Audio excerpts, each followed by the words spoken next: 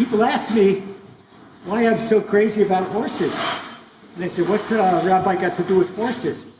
Well, my great-grandfather's rabbi, his Rebbe, was named the Yanuka of Stolin, Rebbe Yisroel of Stolin, and they call him the Yanuka, which in Aramaic means a baby, because he became Rebbe when he was 4 years old.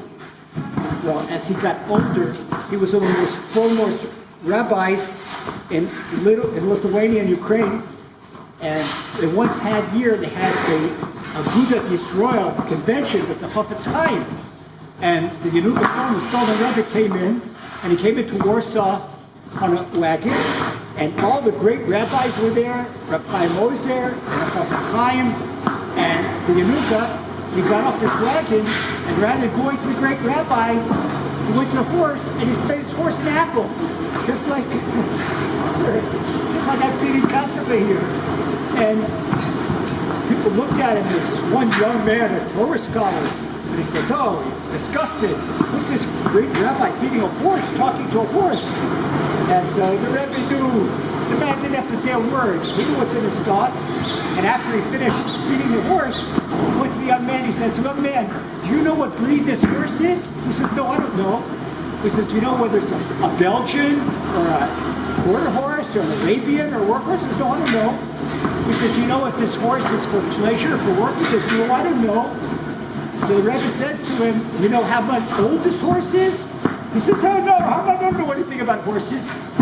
So the Rebbe says to him, if you don't know anything about horses, you certainly know nothing about tzaddikim. And people, they try to express opinions about great rabbis and tzaddikim, people that are miles higher than them, over there when they don't know basics about horses. So maybe we have to get back to basics, and we can't make opinions about the things we don't understand, right? Kasava, woo! Yeah, Kasava, she agrees. She does. We don't make opinions about things. And that's a good lesson in life. That's a good lesson in life. But not only the Stolin who really loved horses, the Baal Shem Tov. The Baal Shem Tov had a special horse, and his first name was Eish. Aleph Shin, fire. And what was special about Eish? The Baal Shem Tov named him after the horses that took Elijah the prophet. Elijah the prophet was so holy that it didn't die. Horses of fire, that's where a horse of fire comes, the expression, took him in a chariot up the heaven. And the Baal Shem Tov had a wagon driver called Alexei, and his horse Eish.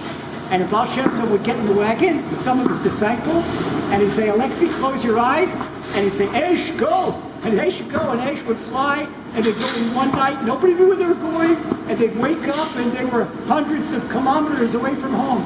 And that's what had special powers, the Baal Shem Tov. And he loved his horse, and Stolin Rebbe loved his horse, and we loved Kasaba, because there's so much, King David loved his horses, and King Solomon loved his horses, because there's so much to learn from every creation in Hashem's wonderful world. So take care, and God bless, from the Holy Land of Israel.